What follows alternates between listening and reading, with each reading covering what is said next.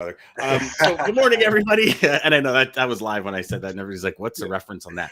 Data Day Wednesday, one of the favorite days on the week, in the week of the week. Anyways, we're here, Data Day, keeping you ahead of the change curves, and we're going to drop some serious bombs today. Ooh. To the HPLS podcast. Live, relevant, and high performance information, conversations, and education weekly.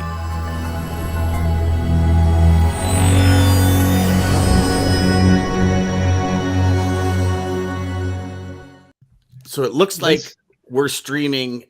I think we're working we had today. such an issue yesterday. It was Thank crazy. Goodness. Yeah. Lisa by 2 seconds. Yeah, we've got like with. Oh, it was fast too. That was fast. That was fast. Lisa by 2 seconds. Wow. Nice Champion again too. I think Jeff's sleeping in or something. I don't know what's going on. Jeff gave up. Jeff's like Lisa's waiting to hit morning or something. Morning, y'all. Morning, everybody. Hope that today's streaming we didn't do an event today specifically because all the research and the customer service that I spoke to yesterday at Restreaming, they're like, well, no, everything's working perfect because everybody's kind of pointing the fingers at the next person. Must be LinkedIn's feed.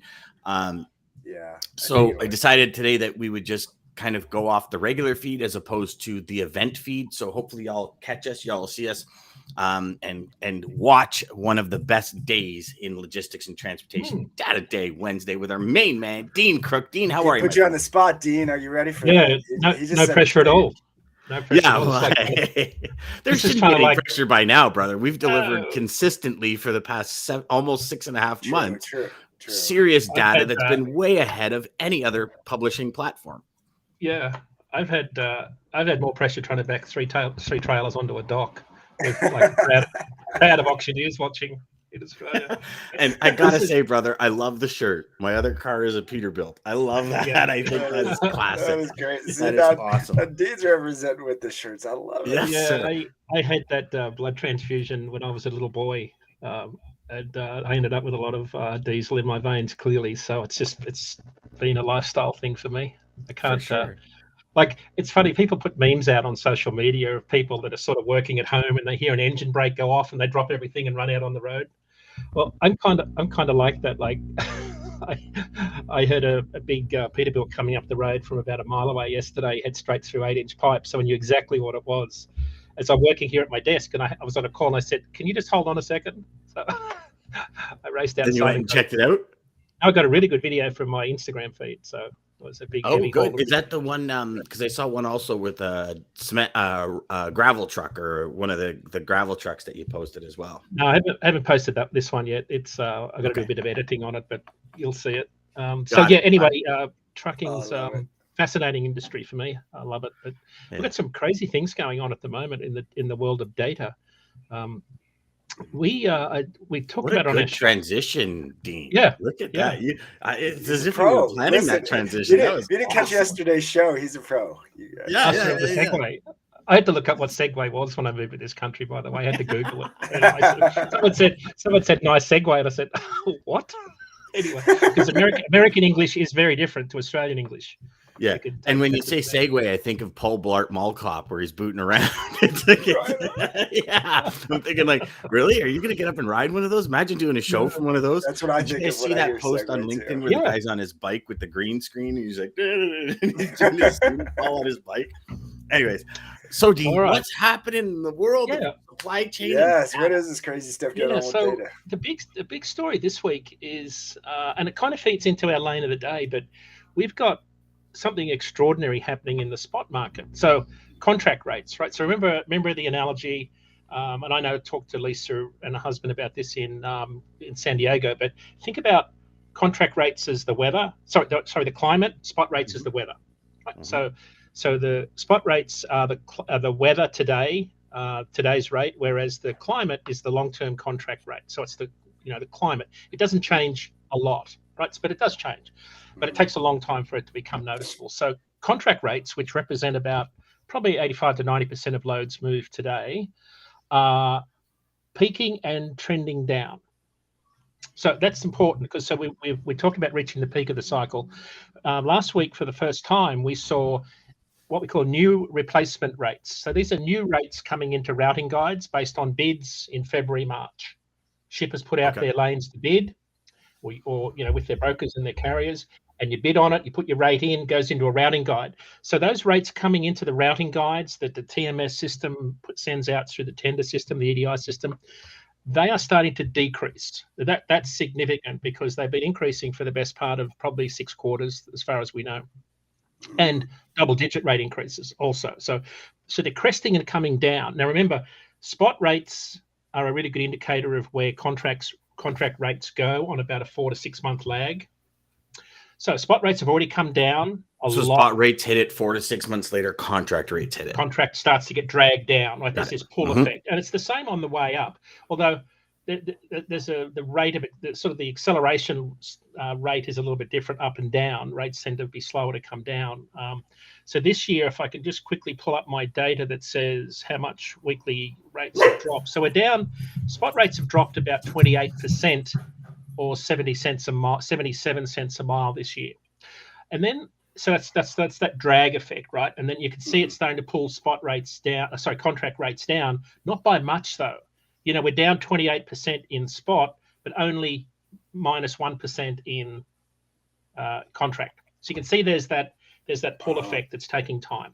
That's important to remember because if shippers are going to start going out to the market to rebid all of their heavy lanes. They're going to have their bids open longer to get more carriers in to get the price down. So they're going to rebid a lot of those bids that were done last year. Remember last year they did a lot of mini bids to try and get capacity on their high volume lanes. So they're going to definitely do, I think, more mini bids. If I was a shipper, that's probably what I would do, given that capacity is pretty loose. But the more important point is that spot rates normally plateau around April, May, and then go up towards July 4.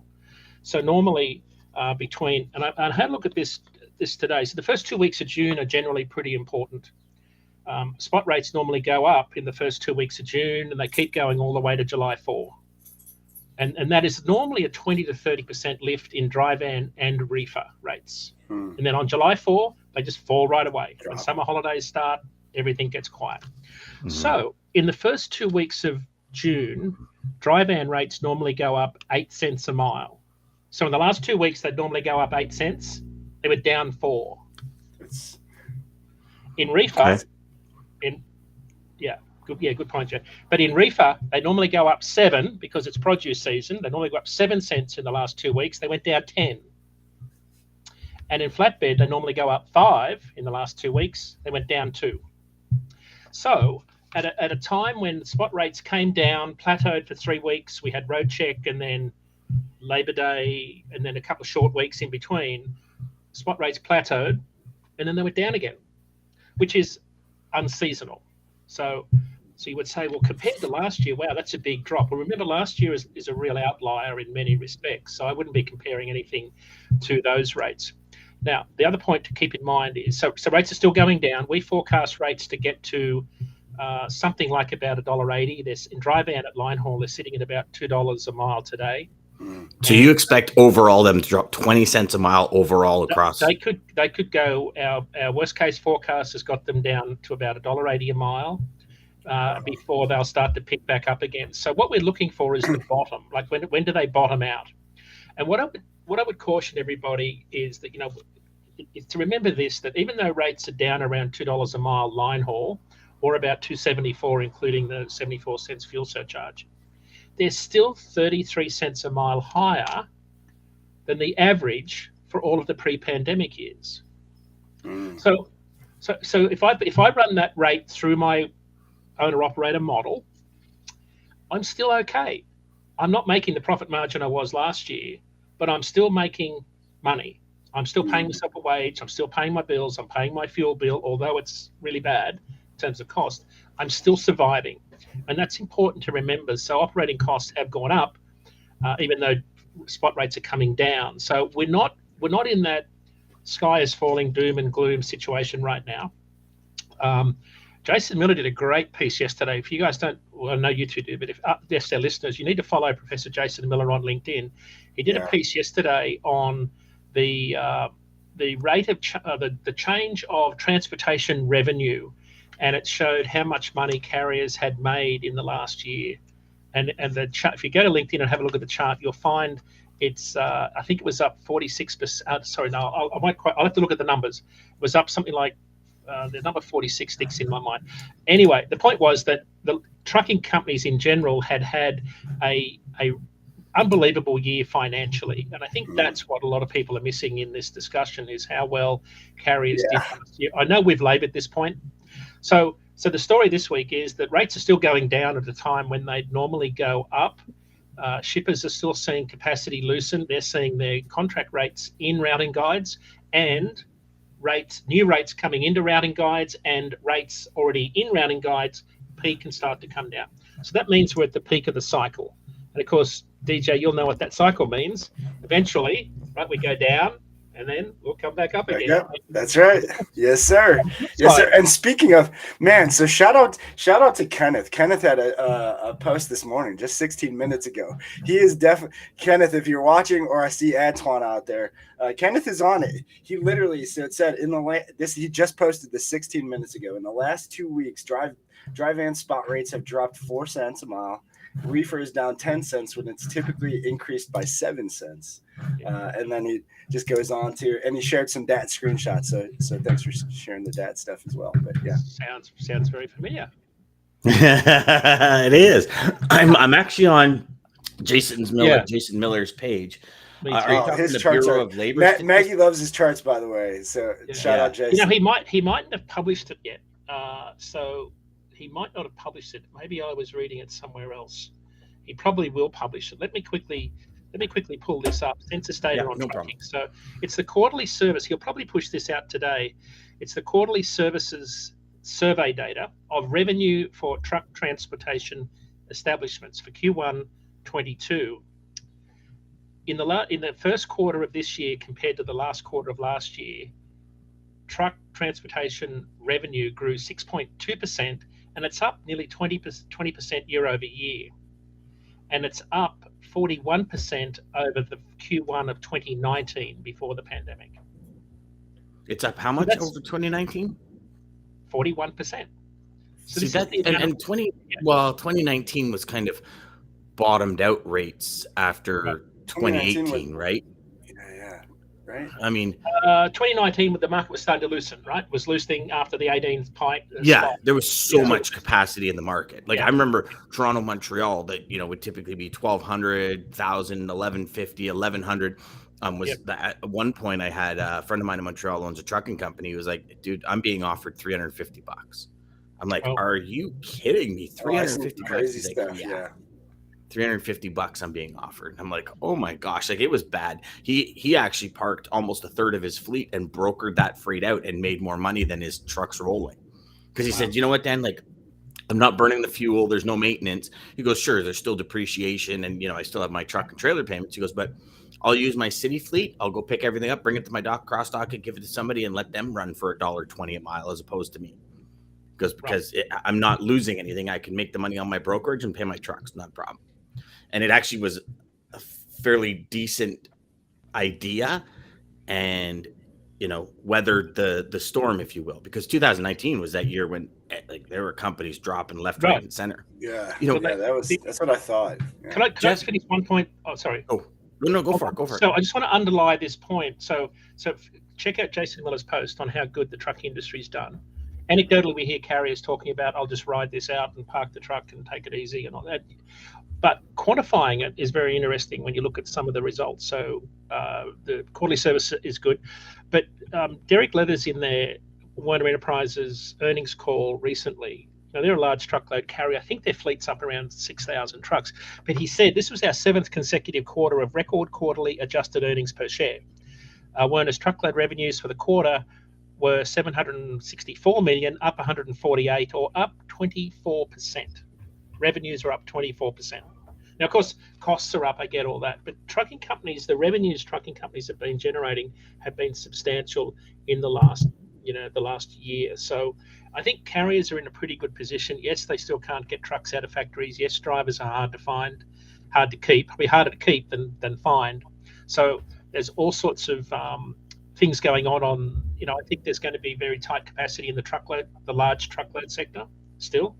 And then I think you're going to find a much looser market for the smaller fleets as we head into this market cycle. So that was kind of my 15-minute opening preamble. No, that's okay. That's okay. No, that's I great. do. Jeff did make a statement here, and then he has something else. But this statement's very interesting, and I'd like to, I'd like to talk about it for a moment because, so Jeff says smart shippers move from contracts to the spot market, and my question becomes, because I've never been a shipper, but I know Jeff has. Right. Is that really smart? Because if you're under contract and you move to the spot rate, do you not piss off the contract carriers, Jeff? Or when you say that, do you mean more of along the lines of like you have to pay attention to what's happening in the spot market in order to either renegotiate or and be fair on both levels? Like when rates are high, if you're in contract, pay the rates, the going rate. It's a question I've always kind of wondered, and we ask typically every single traffic manager we have on the show, or every single logistics guy, because in general, taking it for face value, those words, I would argue that and say, no, that's not smart. That if I was a carrier, and I know because when we were a carrier, when we had contracted freight and like dedicated, and we would run even if it was say picking up in Tennessee or Texas, and we would run 200 miles sometimes to honor those contracts and honor those dedications. Yeah. If that customer would go to the spot market when things changed, I'd actually be pretty upset. And I don't know if that, and I know you, Jeff, so I'll say you actually meant that. But. Yeah, I'll say I think Jeff meant, and it's just true. I mean, the smart guys like Greg, like John, like the shipper is. I think what he means is they're just very informed, so they know when rates aren't right or when it doesn't. I figured right, as much. Whatever's going on. That's what I think he means. But still, again, the right way to do it would be to go back to your supplier first and negotiate the rates. Say, hey, like, this is what the rates are. But yeah.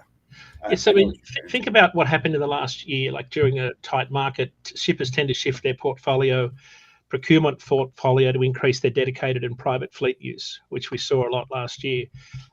They adjust the ratio of volume to asset rather than non-asset, right? So move more to carriers to lock in that capacity. And I think the challenge is that shippers tend to look for procurement based on the market they're in, not on the market they're heading into. So I think one of the things that we're seeing and hearing from our shippers is they're looking to have a more balanced approach to this. So maybe they'll decrease the amount of dedicated and private fleet use, and probably do what I'm seeing is that's increase more. To Jeff's point, they will increase the use of more non-asset based providers to take advantage of today's weather, today's spot rates, to move that volume. But what they're doing now, I think this is interesting. We heard it on our shipper call this week. They will probably do that on some of their lower volume lanes, but on their high volume lanes, I think they're going to keep the incumbents in place, right, and work with them very closely.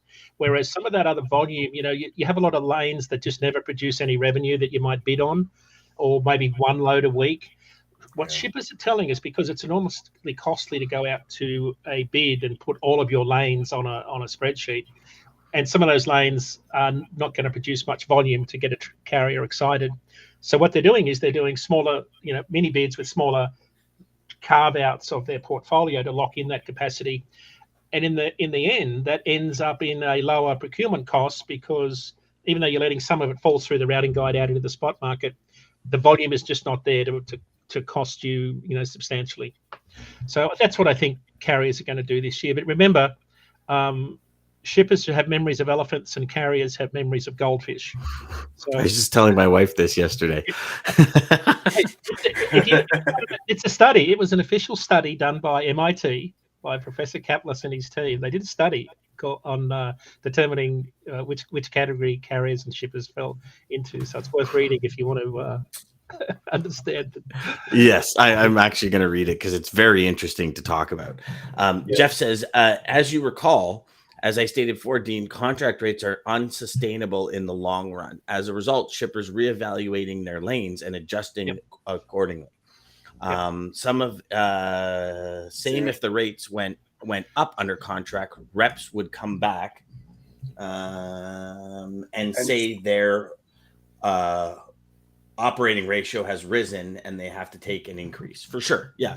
Now, so with that being said, increases are faster than decreases. They always have been.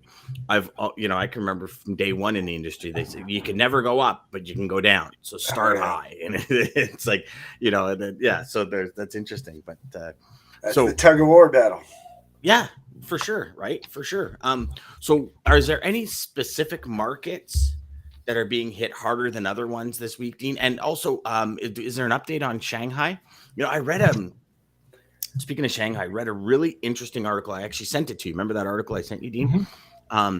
Talking about, yes, Shanghai's open, but restrictions are still in place. There's still restrictions here, restrictions there. So this whole flood that we're expecting, they're saying it's not necessarily going to be in the, container getting atmosphere that we said it was. Right. Or we anticipate it to be, sorry. Yeah, I think it's interesting. I think the peak season will be much earlier this year if it's not already happening right now. Right. So last year we saw it start June, July. I think if I look at the volume on the Port of Los Angeles Port Optimizer, what they're saying is that for the last week of June, 26 to 02, week 26, the number of vessels delivering containers will be up 47% in that last week of June, only up 1% this week, down 38% next week, but up 47% the week after. So I think what you'll see is there'll be, I think, normally we see that surge come much later in the year, and I think what we're seeing is that surge is probably here. Inventory warehouses are full, inventory levels are very high. People are going to be trying to find space for this season's inventory. Shippers are already pulling forward back to school. We're already talking back to school now, and we haven't even got out of school because shippers are trying to get that volume in. So there's a lot of excess inventory being built up. I think for truckload carriers, it means that a lot of that freight's already been hauled. And, and I did see a lot of freight moving just between warehouses last year. I know it's a topic we talked about a lot, but just freight moving around trying to find a home because it missed the season. It missed fall season, it missed holiday season, and it's competing for space in warehouses that we hear everywhere are incredibly full. And not only that, shippers are telling us that they've got the wrong mix of inventory depending on the season.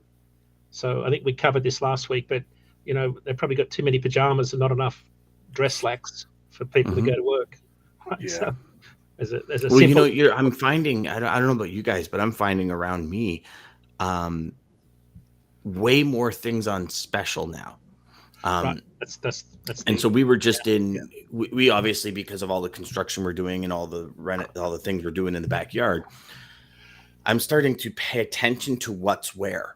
And a lot of stores that would normally have things like umbrellas don't carry them anymore. They're only online. Right.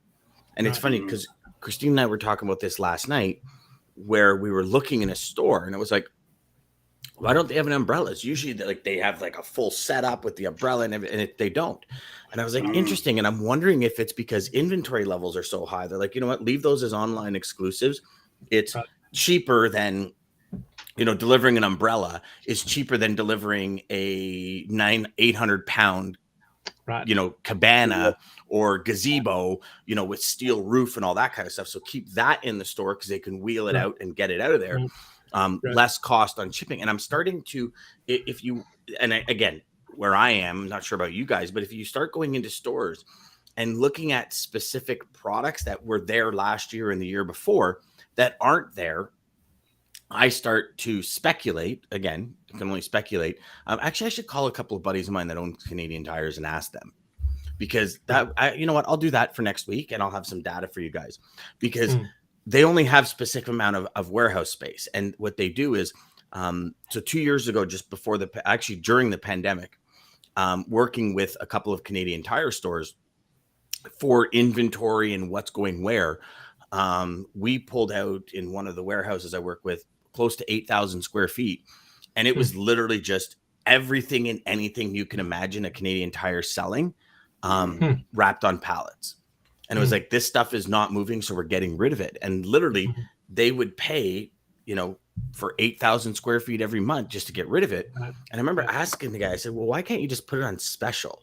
So the problem is, like, with those stores, they're kind of obligated by corporate, even though they own it. They can't just arbitrarily say, okay, we're putting all this stuff on special because the other Canadian Tire store might not have, you know what I mean? And it's like, so it was, but it was interesting to see because he was, you know, when he was saying, he says, okay, so we move, my store specifically moves about 1,600 gazebos a month during July and August. Then it moves down to about 1,000 in September, and it goes down to about 200 to 150. He goes, so what we do is that October timeframe, that's when everything goes on special. So we'll move all the inventory out so we don't have to store it for the year.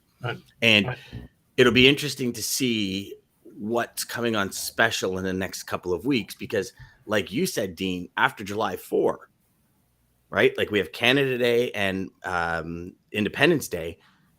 Everything drops off a cliff. Like if your prospects, if you're not in the middle of closing a deal, you're very unlikely to close the deal until September. Not saying it doesn't happen, but you're very unlikely because now people are in summer mode, right? And the shipping managers and everybody that you're dealing with that makes the decisions. Well, they're saying, do I really want to add somebody that can possibly cause me friction when I'm going on vacation in 2 weeks? And then they're on vacation for 2 weeks and then they're back and like, well, I'm back. So you're gonna have to give me a week and a half to settle in. There's your summer, right? There's literally, you know, of the July, August until September kicks in. There's your summer, right? And it was interesting because I always found it so frustrating when I was selling the summertime months, because I want to be out golfing, but I got to be making cold calls. But it's like, you can't get a hold of anybody. Nobody wants to make a decision. It's crazy. It was crazy, but I found it because, you know, they're just not interested in possible problems coming up, right? And this is another big reason why I often say, be 75% towards your goals by the time Q3 hits. Like, if you are not, you run the risk, especially in today's economy, because, you know, 5-6 years ago, there was a Christmas rush, and a lot of salespeople from every end that I've worked in, they counted on the Christmas rush as that like Christmas bonus. You know what I mean? And now it's just kind of this steady mix where there's no real peak at Christmas. Well, there hasn't been since, what was it, 2020, I think, Dean, that we've been, since we've been looking back. So it's interesting, and it's a big reason why 75% of your goal, because then if nothing happens over the next 3 months, so call it July, August, and September, you get back into the talks and things start closing in September. You're literally going into Q4 75% complete, which is now feasible to hit your goals, if that makes sense to everyone. Bingo. Before we go to the comments, I want to go back to, and then I do want to go to Maggie's got a good comment, and Jeff has one too. But Shanghai, you mentioned about Shanghai. I had just seen, and I was trying to look up the report, but Dean, just for you as well, I seen a report that Biden is talking about possibly it was a company started with A, but pulling some of the restrictions, or I can't think of the word, tariffs from China to help open more gates to bring some. And so I seen a report on that just to kind of roll back to China. It chassis trailers? Like something to do with? No, it was AXXOS or something like that.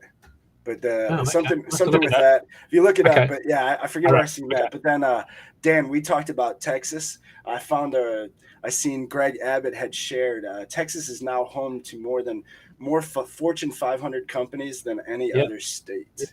I And think so Caterpillar's that probably getting there too. has a lot to do. Remember, we were talking about Texas and the lanes out there. So. And I'm sure there's strategy behind it. Right now, the port's open to bigger. They don't have to deal with LA ports anymore. I mean, I don't know, but also not to mention, as Dean stated many times, that whole centralized warehouse and distribution area in that Tennessee, Kentucky, all that area, Texas is closer. So now you got a port city as well as, you know what I mean? So I don't know. I mean, it'd be interesting to sit down with somebody and figure out that long-term 5-10 year strategy and how they implement it today, because that'd be pretty cool. You're going to see, I think you're going to see a lot of volume come in through Texas, right? So there's that nearshoring concept. So there's a couple of things. It's easier probably to get to a lot of parts of America by coming in through, you know, ports like Houston and Corpus Christi and Mobile and those ports around the Gulf Coast. You can get to most of the US population within a couple of days by truck. But I think what you're also going to see is a lot of imports come in through Mexico. I think it's Lazaro Carreños is the big deep sea port near, what's that famous area where Dean Martin and Jerry Lewis used to hang out in the 60s. What's that area? Yeah. I used to go there on vacation. I know what you're Showing talking my about. age and how bad my memory is, but so the point is that so if you think about geographically, if you didn't want to go to Los Angeles or Long Beach, you could come in through Mexico and connect to those two railroads that run straight up through the center of Mexico into the US and get freight moving that way. You could also move it to ports in South America and move it up through into the country that way. So I think you're going to see all sorts of different things go on this year, but the West Coast to East Coast shift in freight is still going on, albeit slowed down in May. Just remember that, as people talk about Shanghai, Dan, to go back to where we started this conversation, we still brought in 150,000 more containers in May than we did May last year. Right, so volumes are up about 6% year over year. Let me just double check my math here. Hang on. I'm off a little bit. 85,000. Sorry, 85,000. That's still a huge amount of containers. That's still 85,000 more. So even though people are talking about, Shanghai's been closed down, we're still bringing in record volumes of freight. In fact, ports like Charleston are still bringing in. They've had 15 months of record volume over in Charleston. So I think ports are doing pretty well. People always talk about the negative. Like how bad things are and how broken things are. Well, negative travels much faster. Yeah, but we're still doing an incredible job, right? You think about the ports; they're still processing record volumes of. We've still got glitches in the supply chain. Yeah, I get that, but we're still doing a really good job at moving much more volume year over year. So I think we'll definitely see more volume coming into the ports, but it won't be. I don't think it'll be anywhere near the level of volume we saw last November that crushed the West Coast ports and pushed the number of vessels waiting up to 109. But do you think now people are spreading them out across? Oh yeah, absolutely. The ports, like, as opposed to just everything was always LA from Asia, right? It was like, it's got to go to the West Coast, but it's like, so yeah, I could see that. But because of those bottlenecks, again, shippers being elephants, saying, okay, guys, hold on. Yeah, it might take an extra week to get there, but we're not stuck at anchor for 3.5, 4, 5, 6, 7 weeks. Then stuck in the rail yard for another week, then stuck, and then our 30 to 45 days moves up to 90 days. We can come around. So yes, we spend an extra week on the water, but we're out within 5 days. Yeah. Like I think this is happening a lot. Oh yeah. Well, the data we showed, West Coast year over year volumes are up 1%, East Coast are up 9%. Huge. Right. So, but let me lay some numbers on you. Sorry, DJ, to cut you off there, but New York, go ahead. New York up 15% year over year. Savannah up 7, Houston up 24, Norfolk up 14, Charleston up 14, Miami up 13, Port Everglades up 10, Wilmington, Delaware up 17. So a lot of your East Coast ports where some of that volume has been redirected because of the West Coast congestion last year, they're all doing incredibly well this year. And remember, coming into the West Coast, you've got very low spot rates for truckload carriers now and plenty of capacity. Some of those rates that, out of Elizabeth to Atlanta, which is a massive warehouse market, the spot rates on that lane are just are really, really low for carriers right now. I think I could lay some numbers on you here that'll blow you away. But Elizabeth, New Jersey, obviously it's the second largest port in the country, the largest on the East Coast. Truckload capacity has been flat for the last 4 weeks. Outbound rates are averaging $1.73 a mile, so that's excluding fuel, but trending down.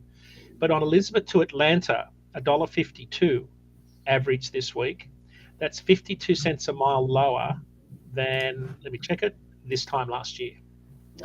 So capacity is really loose. So you think about, if you're looking to talk to shippers, this is why shippers, to Jeff's point, this is why shippers would go to a non-asset provider to take advantage of better rates and rebid some of those contract lanes that they got stung by, this time last year. So capacity's loosened really, really quickly on the East and West Coast in the last 3 to 4 months. Crazy. I'm trying to find That is crazy. An article I read that goes. We'll jump to Maggie's comment here, and then Jeff had one, and I'm trying to find the article that goes along with it. Love the chart Jason posted about Target. Their inventory turnaround time frame has almost doubled since the beginning of the pandemic. Right. And that's exactly what we talked about, is that turn that they're having. Jeff says, here's a good indicator. Prologis, the world's largest warehouse provider of over 964 million square feet. If they state they ran out of room like they did last year when they sent a note to their customers, we are in deep trouble. And there was just an article I read, and I believe it was Prologis, who just put in or just created a bid where, gosh, I mean, the warehouse space that they had was just insane. I'll have to find it and maybe send it to everybody after, and maybe we'll talk about it next week. This is why dwell times are up on containers at ports, and chassis aren't being turned quick enough because they're staying loaded longer because warehouses are full. We've still got that ripple effect through our supply chain. Big carriers are talking about having bigger trailer pools. Well, so trailers are always been mobile warehouse capacity, albeit temporary, sometimes a bit longer than you'd like. So large fleets will go to bigger trailer pools. I think shippers will take advantage of those. They were doing it in the peak of the congestion last year.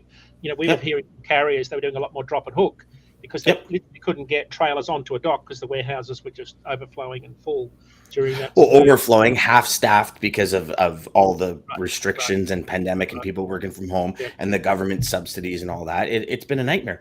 It was Prologis. They entered in buying Duke Realty.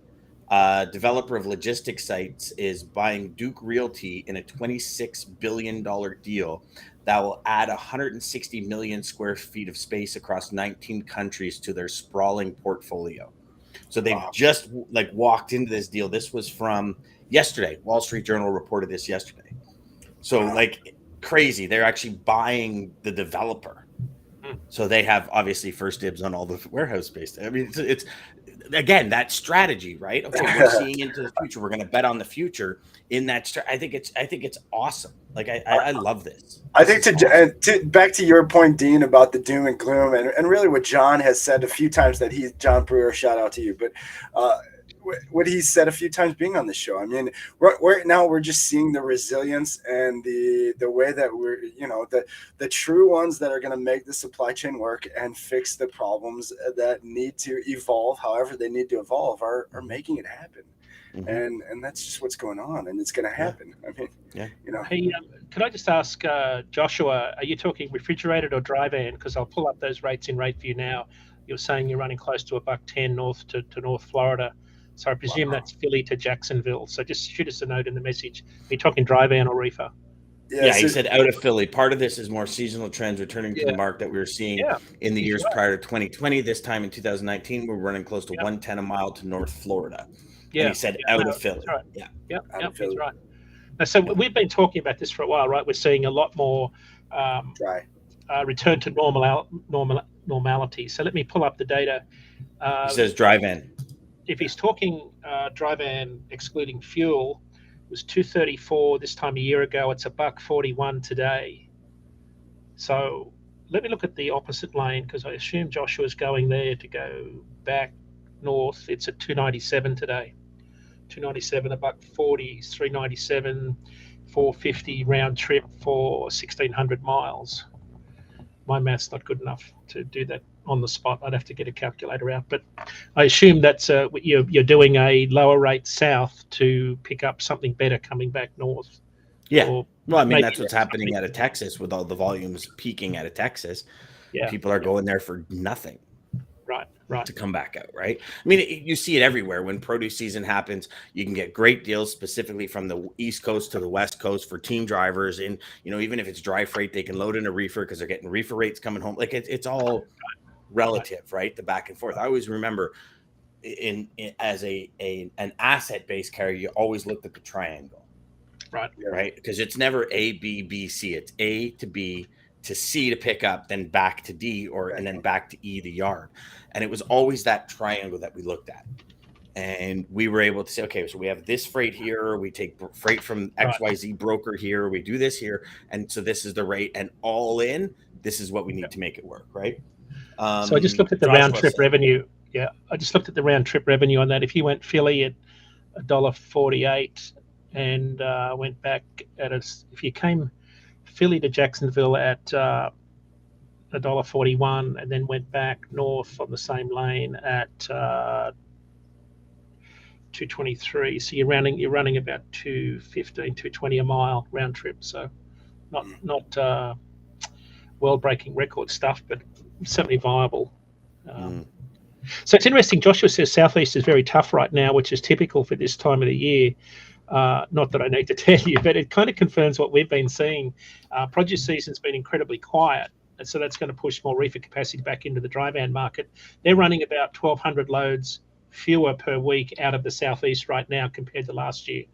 We're running about 20,000 loads a week fewer out of California. So again, these are year-over-year comps, which can be incredibly dangerous. And to Joshua's point, even though we've got nationally 30,000 fewer loads of fruit and veg moving, we had a lot more trucks came into the market last year. And we're just returning to normal pre-pandemic volumes is what it looks like in the market. So again, all your year-over-year comps are going to be pretty bad. This is very interesting conversation. I'm sorry to be distracted there, but Joshua is sort of telling us some things here that we've been talking about for a while, which is good to hear. Yeah. No, it's in the years past, Midwest and Northeast has always been very soft until late August, early September harvest. Yeah. So Dan, you asked me a little while ago about what markets are kind of hot and cold. I think there's a couple of things. Obviously, produce season is very topical right now, and I think one of the challenging things for carriers has been the West Coast market because rates are way down. And I'll share with you some numbers. Normally, this time of the year, produce is absolutely pumping out of Fresno and sort of the Sacramento markets there, sort of near Stockton. So if you look at after being flat, spot rates have been pretty flat for a little while. In one of the lanes I've been watching has been Las Vegas. Remember we talked about last year, Los Angeles to Las Vegas? It was just insane. And I couldn't figure out. I almost got my truck out of retirement to go out there and just run back and forward because rates are at like $6.35 a mile. That's line haul excluding fuel, $6.35 a mile. They're up to a year ago they were $5.61. This week they're up to $5.51 a mile. So that's up 50 cents a mile on the average of the last 3 years. So even though rates are down nationally, there are some lanes where there is good opportunity for carriers and shippers are going to pay a lot more to move those loads. So you've got to be careful about just saying, oh, rates are down everywhere. They're not down everywhere because there's a capacity imbalance clearly on some of those lanes. But the broader picture on some of the major produce lanes, I look at Fresno to Hunts Point, New York, the big produce market there opposite LaGuardia. A lot of team carriers run back and forward across that. They'll do a round trip every week. Line haul rates drop to 206. So remember, produce volumes are down out of California at a time when reefer rates between Fresno and Hunts Point, New York would be going up. They're down to 206. It's $1.40 a mile lower compared to this time last year. That's extraordinarily low.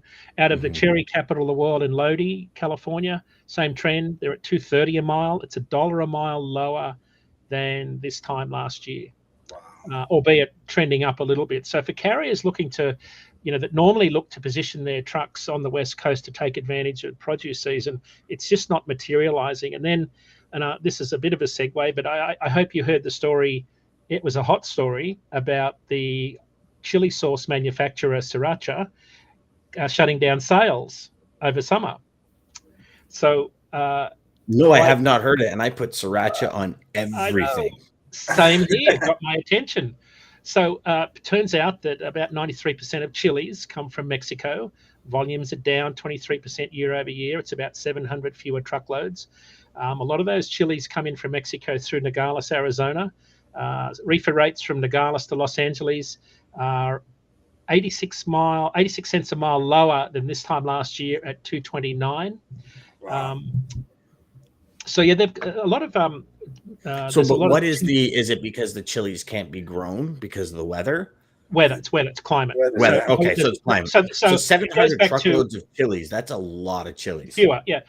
Yeah. But it's also in New Mexico along the river there. The name escapes me of the river, but there's a lot of chilies grown in New Mexico, and they've suffered from. They're still going back to labour shortages when the pandemic hit, and then climate changes have made a big impact on their crop yields. So there's a combination of things going on, but it's like one of those things like when we had baby formula the week before. This week it's sriracha hot chili sauce suspending sales. Like it's just one thing after the other, but it underpins the challenges that shippers have got that we all talk to as so I was going to say I'm not a sales professional talking to shippers, but I am talking to shippers every day about supply and demand. They're still seeing disruption everywhere. They're still not seeing labour back to the levels it should be at. They're having supply chain disruptions, even though they've got plenty of truckload capacity at their disposal today. They're still seeing a lot of problems on their production side. I think generally. I think labor in general is very difficult. Very difficult. Like I'm starting to see, and I don't know about you guys, but really smart business idea is I'm starting to see more companies pop up. Like one I'm talking to right now called Helping Hands, where it's like, what project do you have going on? Okay, I'll give you 2 laborers, 1 carpenter, and here's my rate. Right. And it's like that's a pretty cool business idea. And they're popping up everywhere. They're popping up everywhere. It's crazy. I mean, just so the warehouse my brother-in-law's at, massive window manufacturer, he goes, you don't understand how bad we're hurting for people. He goes, it's crazy. And the thing is, the government stopped the subsidies, right? But it goes back to Dean, what we talked about, gosh, almost a year ago, I think, where you said people retooled. Like the bar industries, the restaurant industries, they got hit hard because people retooled. Warehouses got hit hard because people retooled. I know we were at a 50th birthday party for a friend of ours and talked to a gentleman that I know who he was the head welder at a nuclear power plant. So you're talking serious welding abilities. This guy's got every ticket under the sun. And he'd been there for years. And when the second time the power plant shut down because of COVID, he said, I'm done. I'm going to find something else. And he says, he said, Dan, it was interesting. The first time they shut down, it was like I was able to get my kids' lunches ready. And if they had to stay home from school, I was able to hang out with them. And he goes, and like it just changed my idea of going to an office. And now he bought a CNC table and he's building signs out of his garage and welding up and fabricating signs. And you think he's never been happier. And probably loving it. I was just going to say, probably loving it. Like just DJ, the smile on his face when he was talking, I'm like, dude, you love this. He goes, it's Dan. He goes, I sit in, I get to, he does this because he's not a computer guy. He goes, I got to play on my computer. He creates AutoCAD files, hits enter, watches his machine cut these signs. And then he goes and he's still able to weld because he loves welding, but he's fabricating almost like sculptures and signs for people for their homes. Right. He goes, I have people ordering them from all over North America. Right. He goes, and all I did was put up a website.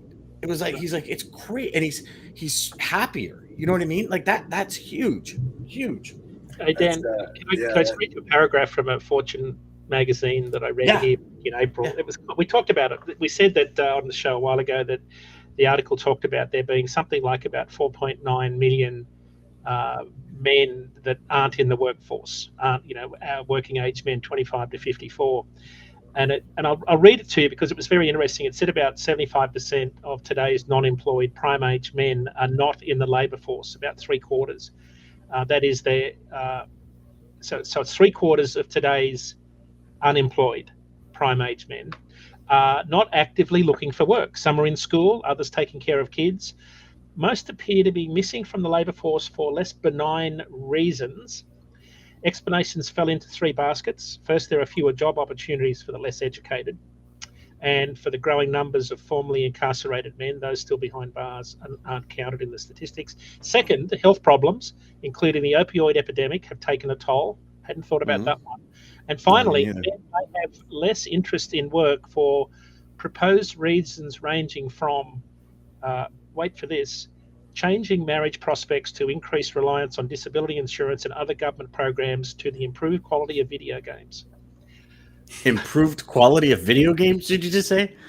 Yeah, I did. He sure That's all. did. Yeah. So I don't want to go to work because I got to play Call of Duty all day. Hey, That's what, hey, listen. Wow. it was in Bloomberg Business Week. My apologies, I said Fortune. Bloomberg Business Week. So it was a well-researched piece. Yes. And it just said there are fewer people in the workforce, and this is just a different time for employers, right? Because employees have had, decades of diminishing wages, and I know that personally. We've probably all seen it ourselves. So this is kind of a bit of a reckoning, I think, for a lot of employers who haven't had stellar, taking care of their people the way they should have, or bingo. There's a ton of comments I here. think this is the great awakening, really. But yeah. Jeff says, sorry, gotta leave. I have a New Jersey, New York port user group, Q2 WebEx meeting. Have to keep my finger on the pulse, both near and far. Have a great day. You too, Jeff. Good luck on that meeting, brother. Gig work. People are making $1,500 a week driving their car for Uber in Cleveland. How can you beat making your own schedule in your own car? Yeah, exactly. Yeah, and well, I mean, how much after they pay gas do they actually make? But exactly. Still, that's a great point. You're chilling. You go when you want. You start when you want. You close when you want. You open the app. You close the app. Right? Like, again, it's huge. I'm giving you guys the secret. I know it's a kid's movie, but Wall-E. If you ever seen the movie Wall-E, this isn't the part of the movie where the one girl gets bumped into the other ones, and then, oh, look at that water. Oh, look at this. Oh, look at that. And they're starting to notice the world around them instead of the hamster wheel of the grinding of the rat race. Come on. Absolutely. Kelly says, I have people begging me for light industrial labor. If you need 50 employees to keep your warehouse running, I would have to schedule 125 people to ensure we have enough employees. Yeah. It's crazy. I mean, it is. The attendance and turnover is insane. I have no idea what happened to the workforce, but they are not there. And you know what, Kelly, you're absolutely right.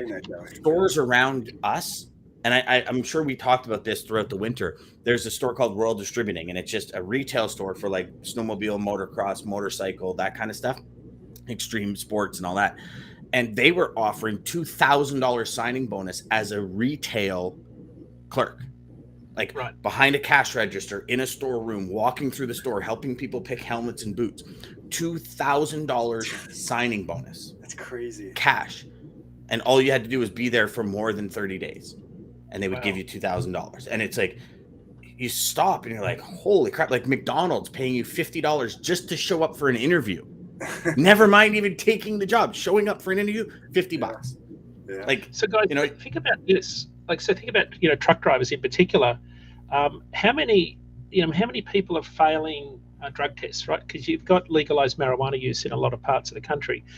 Remember that urine tests, it used to disappear, I think, within about a month from the urine sample. And then I think when they went to hair follicle testing, it stays in your hair follicle a lot longer. I've heard 6 months. That's what I've heard too.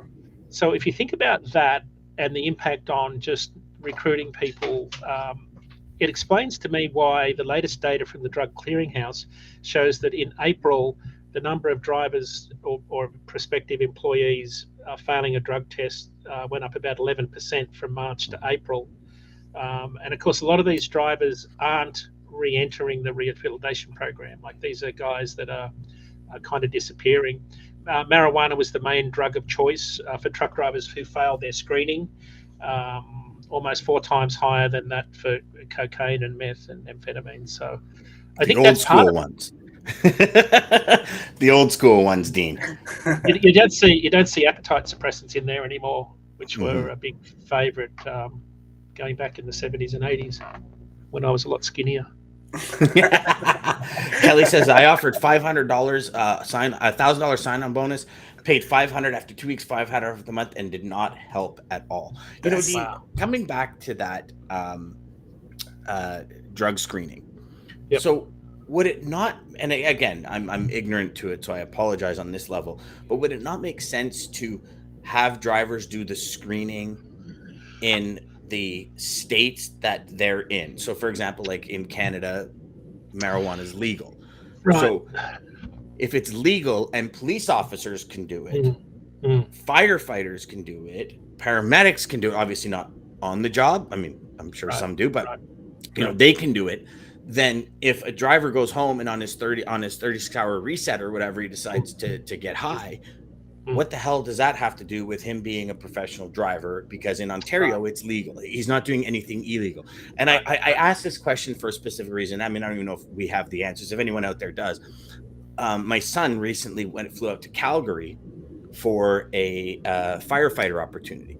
And part of it was a drug screening and saying, like, if you've done drugs, we're not interested.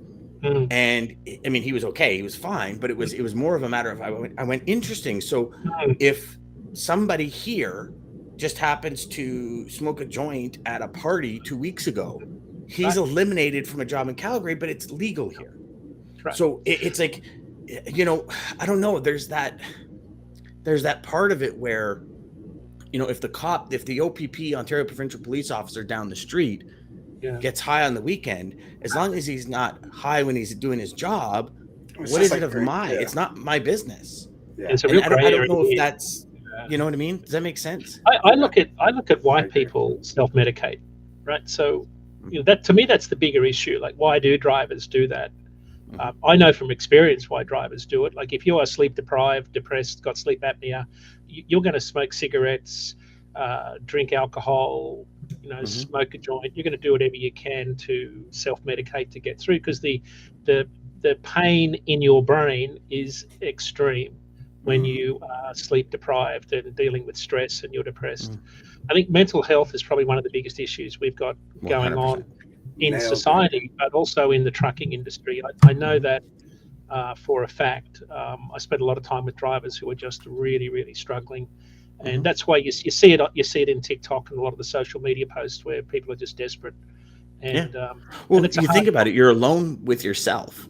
Right. So I could tell you, I was on the road for a couple of weeks, like nowhere near, and I'll never profess to say, but I'll tell you, all I needed was 4 team trips.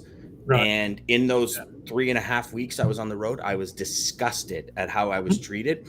And I'll tell you one thing, if I didn't have my buddy Rob with me to have the conversations, I mean, I'd be stewing with the way I was treated for like 9 hours till I get to my delivery or until I go to bed at night. And that causes huge mental anxiety and friction, like huge, because you just stew and stew and stew. And then you just start creating these scenarios, and it's like a snowball as it's going down a huge hill, and it becomes this overwhelming boulder. You know, it's crazy how our brain just takes over. Yeah. I agree. I think that's a good way to sign off. I don't know. I agree, though, Dean. I think you nailed it right on the head. The mental illness. I think we need to focus more on that. Just helping each other, or understanding. Just understand. Like a great song. I forget who sings it, but it's called "Relate." Guys, we're all made the same. Just remember that we're all the same damn person. Brian Meyer wrote a book called "The ROI of Kindness." Right. I think we should have just give truckers a wave. A wave goes a long way. Yeah. Smile. Say hi. Thank them. Something. Yes. Try and put yourself in somebody else's shoes 10 times a day, and just try. Like I often try and almost everything I do. I trust me, I slip a lot, guys. But in everything I do, I always try and say, okay, you know, when somebody's not getting back to me, when, you know, there's frustration or something's happening and there's friction happening, it's like, okay, put myself in the other person's shoes for a moment. You know, why? Right? Like just do it for a second. And DJ, we often talk about this when we talk about sales, right? Put yourself in the traffic manager's shoes. You know, well, I was in negotiations, I was in talks, everything was going to go, and all of a sudden it's 0 dark 30, the guy's gone. Okay. Put yourself in his position. Did something happen? His or her position. Did something happen? Was there, you know, like, we don't know. And that speculation is sometimes what kills us. Right. You know how many times I've had students say, I'm like, okay, send this email, do this. And oh my gosh, you don't understand. I had my kid got sick or did it. It's like, oh, okay, nothing is wrong. I've done it. I've been in the middle of deals for like 10, 15, 20 salespeople to jump into my program. And all of a sudden the owner goes missing, like MIA for 2 weeks, to the point where I'm like, did I do something? Like a text, no one's, and listen, there's something to be said with just give somebody a heads up. If you're in the middle of a negotiation, give them a heads up. But sometimes people don't think like that. Right. So again, that 360-degree view, like, again, for all of us out there in four-wheelers, like, respect the truck on the road. Every single day I'm on the road, I see cars cutting rigs off. Yeah. Like, just cutting them off. So scary. Because instead of slowing down, they're like, oh, I'm going to speed up to hit the brakes. Yeah. And it's like, just slow Those things down. don't stop very fast, guys. No. But you know what, DJ? It's that thought, well, I could beat the rig. Of course. Right? But there's a guy coming up on my arse going way faster, but I could beat the rig. But it's okay. If you're going to beat the rig, give yourself enough room to understand. And like, yeah. Okay. All right. That's okay. We went sideways. Let's go back. So anyways, thank you guys. Thank you everybody for joining us. Dean, thank you for giving us this hour weekly like you do. Man, thank you everybody for the comments. Kelly, that was great with that information of what you're trying to do and just putting it all together. So, and seeing that even with these bonuses we're talking about, it's not really helping guys. So we just, again, thank you everybody for just joining us weekly, sharing your time with us. Triple D Day, obviously, don't miss it. And tomorrow we have a great guest as well. Tomorrow should be a great show. Again, Friday, don't miss it. Lisa, if you want to join us, let us know. Swag should hopefully be here soon. And again, thank you guys, everybody. Thank you to American Logistics, Centurion Trucking for making this possible. Thank you, Dan, as always. Quote to take us out. I'm actually taking this from LinkedIn. Took everything from LinkedIn today. So Jennifer Welsh, I loved what she shared that I had to share it. So an investment in knowledge pays the best dividend. Ooh, that's a good one. Invest, guys. Centurion Trucking, our motto is people before profit. Today's market requires more transparency, consistency, and focus on what our clients need to win. Centurion Trucking and American Logistics are poised to help their clients achieve and surpass their targets. If you're looking for a team that honors your needs, dreams, and aspirations, then get a hold of Daman at American Logistics or Centurion Trucking and start designing